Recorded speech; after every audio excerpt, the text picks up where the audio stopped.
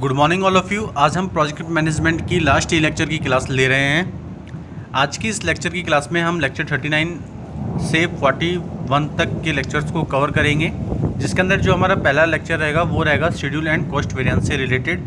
इसको हम project completion and cost comparison भी कहते हैं। कॉस्ट वेरिएंस और शेड्यूल वेरिएंस क्या है, इसको एक बार देख लेते हैं हम लोग। Cost variance is basically related with the budget of the project. Cost variance is the difference of the actual cost and the expected cost.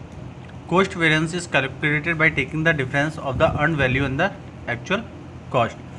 Cost variance जो कि basically related है प्रोजेक्ट के बजट से। Cost variance को हम calculate करते हैं जब हम एक्चुअल कॉस्ट में से एक्सपेक्टेड कॉस्ट को माइनस कर देते हैं। कॉस्ट वेरिएंस को दूसरे तरीके से भी कैलकुलेट किया जाता है। अगर हमारे पास एक्सपेक्टेड कॉस्ट नहीं है तो हम अर्नड वैल्यू में से एक्चुअल कॉस्ट को माइनस कर देते हैं, तो उससे हमारे पास कॉस्ट ऑफ वेरिएंस आ जाता है। इसके बाद है schedule variance. Schedule variance basically related with the schedule time for the project. Schedule variance is the measurement of deviation of consume time from the schedule time. Schedule variance is calculated by taking difference between earned value and plan value. जो schedule variance है वो basically related है project के schedule time से। जो schedule variance है उसके अंदर हम मेजरमेंट करते हैं जो भी कंज्यूम टाइम एक प्रोजेक्ट के अंदर हम यूज़ करते हैं उसके deviation from the schedule time. Schedule time variance को कैलकुलेट करने के लिए हमें अर्न वैल्यू में से प्लान वैल्यू को माइनस करना होता है। इसको हम एग्जाम्पल के थ्रू देखते हैं। The budget of a project is at ₹1 lakh. It has to be completed in 9 months, but after 1 month it is found that only 10% of the project is completed and cost of the end 1 month is ₹10,000. The planned completion should have been 15%, then the cost variance and schedule variance will be। तो अगर हम देखें तो actual cost जो हमें दे रखी है project की वो दे रखी है 1 लाख रुपए, और प्लान वैल्यू हम देख रहे हैं तो वो 1 लाख का कितना परसेंट हमें दे रखा है 15%, जो कि 15,000 रुपये हो गया। उसके बाद हम अर्न वैल्यू देख रहे हैं तो वो है हमारे 1 लाख की 10%, तो उससे हमने क्या निकाल लिया, हमारी अर्न वैल्यू निकाली ₹10,000। तो कॉस्ट वेरिएंस को कैलकुलेट करने का मैंने फॉर्मूला बताया था आपको कि अर्न वैल्यू में से एक्चुअल कॉस्ट को घटा दे। तो 10,000 में से जब हम 1 लाख को घटाएंगे तो हमारे पास जो अमाउंट आएगा वो आएगा -90,000 रुपीज़। इसके बाद हम शेड्यूल वेरिएंस को कैलकुलेट करेंगे जो कि earn value minus plan value होती है। तो 10,000 में से जब हम 15,000 घटा देंगे तो हमारे पास क्या आएगा -5,000। तो इससे हमको ये कंक्लूजन मिलता है कि जो कॉस्ट वेरिएंस है वो नेगेटिव तब होती है जब प्रोजेक्ट ओवर बजट होता है, और शेड्यूल वेरिएंस तब नेगेटिव होता है जब प्रोजेक्ट शेड्यूल के बिहाइंड होता है। मीन्स कि जो हमने प्रोजेक्ट के लिए जो शेड्यूल डिसाइड किया था उसके बाद वो कंप्लीट हो रहा है। अब हम डिफरेंस पढ़ते हैं कॉस्ट वेरिएंस और शेड्यूल वेरिएंस के अंदर।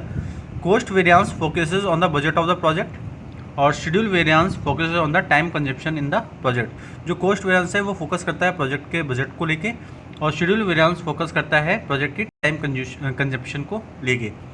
Cost variance show deviation of spent cost and the expected cost. Schedule variance shows the deviation in time consume at the estimated time. Cost variance हमें क्या शो करता है, जो स्पेंड कॉस्ट है और एक्सपेक्टेड कॉस्ट की डेविएशन को, और शेड्यूल वेरिएंस टाइम कंज्यूम्ड और एस्टिमेटेड टाइम के बीच के डेविएशन को हमें शो करता है। Cost variance is the difference of earned value and actual cost. Schedule variance is the difference of earned value and plan cost. जो कॉस्ट वेरिएंस है वो अर्नड वैल्यू और एक्चुअल कॉस्ट का डिफरेंस होता है, और शेड्यूल वेरिएंस अर्नड वैल्यू और plan value के बीच का डिफरेंस होता है। If cost variance is negative then the project is over budget. If schedule variance is negative then the project is behind schedule. अगर कॉस्ट वेरिएंस नेगेटिव होती है तो प्रोजेक्ट हमारा ओवर बजट होता है। अगर शेड्यूल वेरिएंस नेगेटिव होती है तो प्रोजेक्ट हमारा क्या होता है कि शेड्यूल के बिहाइंड कंप्लीट होता है। If the cost variance is positive the project is under budget. If the schedule variance is positive then the project is ahead of schedule. जब कॉस्ट वेरिएंस पॉजिटिव होता है तो प्रोजेक्ट के हमारे under में होता है, और अगर शेड्यूल वेरिएंस की बात करें तो शेड्यूल वेरिएंस जब पॉजिटिव होता है तो प्रोजेक्ट के शेड्यूल के अहेड में होता है। मीन्स कि प्रोजेक्ट के टाइम पीरियड से पहले ही कंप्लीट हो जाता है। If the cost variance is zero then the project is on budget. जब कॉस्ट वेरिएंस जीरो होता है तो मीन्स कि वो प्रोजेक्ट के बजट के अंदर है। If schedule variance is zero then the project is on schedule. जब शेड्यूल वेरिएंस जीरो होता है तो हम ये कह सकते हैं कि प्रोजेक्ट शेड्यूल, मतलब कि जो टाइम हमने शेड्यूल में डिज़ाइन किया था उस पर वो कंप्लीट हो गया है। इसके बाद जो हम लेक्चर पढ़ेंगे वह है material reconciliation.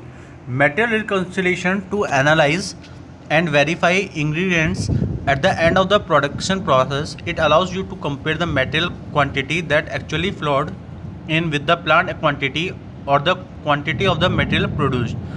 Furthermore, other information about the ingredients can be displayed via the movement types. इसका मतलब ये हुआ कि प्रोडक्शन प्रोसेस के एंड में इंग्रेडिएंट्स का एनालिसिस और वेरिफिकेशन करने के लिए मटेरियल रिकन्सिलिएशन को यूज़ किया जाता है। ये आपको इस मटेरियल क्वांटिटी की तुलना करने को अलाउ देता है जो वास्तव में प्लांट क्वालिटी या मटेरियल प्रोड्यूस की क्वांटिटी के साथ फ्लो है। इसके अलावा मटेरियल के बारे में अदर इन्फॉर्मेशन को मूवमेंट के टाइप के विया से डिस्प्ले किया जा सकता है। Reconciliation of the ingredients can ensure that there are no discrepancies outside of the valid range in the relationship between the input and yield. इसका मतलब ये हुआ कि इंग्रेडिएंट्स की रिकन्सिलेशन ये इंश्योर कर सकते हैं कि इनपुट और यील्ड के बीच रिलेशनशिप में वैलिड रेंज के आउटसाइड कोई डिस्क्रिपेंसीज नहीं है। The good movements of the production order, for example all goods receipt with all returns and all reversals as well as the goods withdrawals with all returns and all revels are the basis for material conciliation. इसका मतलब ये हुआ कि production order के लिए goods movement को involvement किया जाता है, जिसके अंदर अगर इसको हम एग्जांपल के थ्रू समझते हैं तो सभी गुड्स, सभी रिटर्न्स और सभी रिवर्सल के साथ ही सभी रिटर्न और सभी रिवर्सल के साथ सभी माल मीन्स की गुड्स के विड्रॉल के लिए मटेरियल कंसिलिएशन का एक बेसिस है। You can define all the goods movement that are to be included in the reconciliation material type that you defined yourself can also be used for reconciliation. इसका मतलब ये हुआ कि आप उन सभी गुड्स मूवमेंट को डिफाइन कर सकते हैं जिन्हें रिकन्सिलिएशन में इंक्लूड किया जाना है। मेटल के टाइप्स जो आप खुद को डिफाइन करते हैं उनका यूज़ रिकन्सिलिएशन के लिए भी किया जा सकता है। अब हम इसके कुछ प्री रिक्वेस्ट पढ़ लेते हैं। To be able to generate the necessary material documents, you must to have made the following settings in customizing. इसका मतलब ये हुआ कि नेसेसरी मटेरियल डॉक्यूमेंट्स की जनरेट करने में एबल होने के लिए आपको कस्टमाइजिंग में फॉलोइंग सेटिंग करनी चाहिए।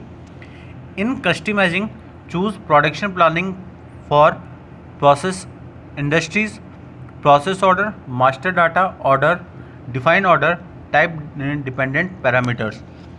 कस्टमाइज़ करने में प्रोसेस इंडस्ट्रीज़ के लिए प्रोडक्शन प्लानिंग को चूज़ करें जिसके अंदर process order, master data order, define order या टाइप डिपेंडेंट पैरामीटर्स को इंक्लूड किया जाता है। इसके अंदर जो हमारे पहला प्रीरिक्वेस्ट है वो है on the detail screen choose implementation documents of goods movement for the relevant process order category.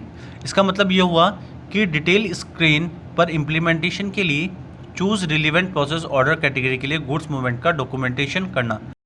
इसके बाद है select the following fields good receipt for process order. Process order के लिए हमें गुड्स रिसिप्ट की रिक्वायरमेंट होती है।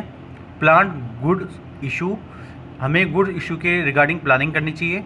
अनप्लान गुड इशू के रिगार्डिंग हमें अनप्लान करना चाहिए। In customising you must have made the following settings under production planning for process industries, process data documentation, material reconciliation.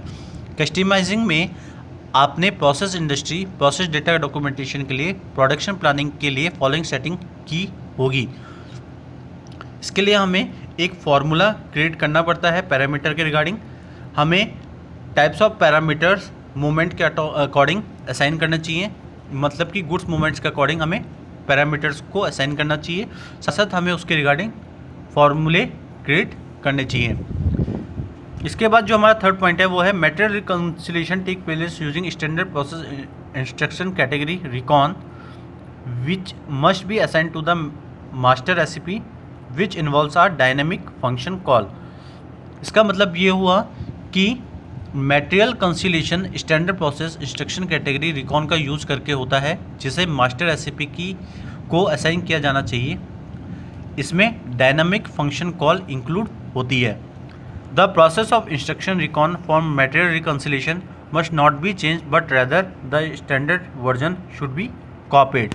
इसका मतलब ये हुआ कि मटेरियल रिकन्सिलेशन के लिए प्रोसेस इंस्ट्रक्शन रिकॉन को चेंज नहीं करना चाहिए बल्कि स्टैंडर्ड वर्जन की कॉपी बनाई जानी चाहिए। आज के लेक्चर के अंदर हम इस पार्ट के अंदर इतना ही कवर करेंगे। इसके बाद हम नेक्स्ट इसके आगे कंटिन्यू करेंगे नेक्स्ट लेक्चर के अंदर।